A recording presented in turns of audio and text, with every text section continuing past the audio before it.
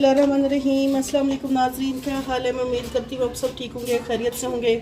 अल्लाह ताला आपको खुश रबाद रखे। आज मैं आपके लिए रेसिपी लाई हूँ पालक के पकौड़े जो बहुत मज़ेदार बनते हैं। आज मौसम बहुत अच्छा है, सुबह से बारिश हो रही है, तो हमने सोचा कि हम अपने बहन भाइयों को आज पकौड़े बनाना सिखा देते हैं, पकौड़े बना लेते हैं।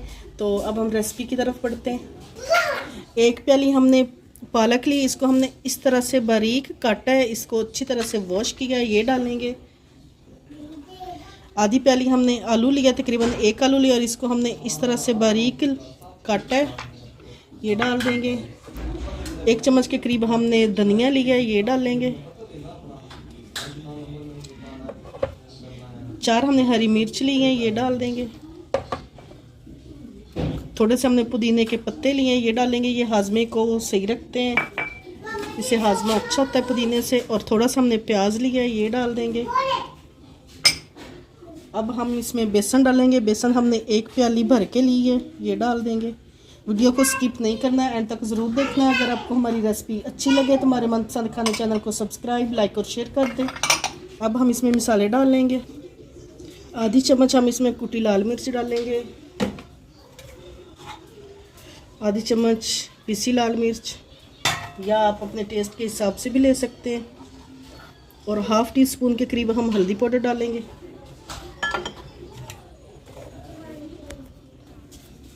और 1 टीस्पून हम इसमें नमक डालेंगे। हाफ़ टी स्पून अजवाइन डालेंगे। और 1 चम्मच हमने खुश्क ये साबुत धनिया लिया, ये डालेंगे। इस तरह से हम हथेली पे रख के मसल के डालेंगे। अब हम सब मसाले को मिक्स कर लेंगे। सबको हम पहले अच्छी तरह से इस तरह से मिक्स कर लेंगे, अच्छी तरह से। और अब इसमें इस तरह से थोड़ा थोड़ा पानी डालेंगे, इस तरह से। पालक के पकौड़े बहुत मज़ेदार बनते हैं, क्रिस्पी बनते हैं। अगर आप मज़ीद इसको क्रिस्पी बनाना चाहते हैं, मज़ेदार बनाना चाहते हैं, तो आप इसमें चावल का आटा या कॉर्नफ्लोर ऐड कर लें। लेकिन हमें इस तरह से बेसन के पसंद है, इसलिए हम बेसन के पकौड़े बना रहे हैं। थोड़ा सा पानी डालेंगे।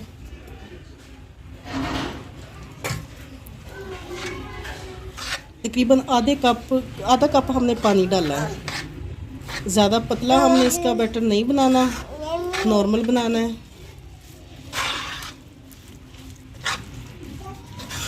पकौड़ों का मसाला हमारा तैयार हो गया। अब हम इनको फ्राई कर लेंगे। बिस्मिल्लाहिर्रहमानिर्रहीम। आधा किलो हमने घी लिया, इसको हमने गर्म कर लिया। अब हम इसमें पकौड़ों का मसाला डालेंगे, इस तरह से।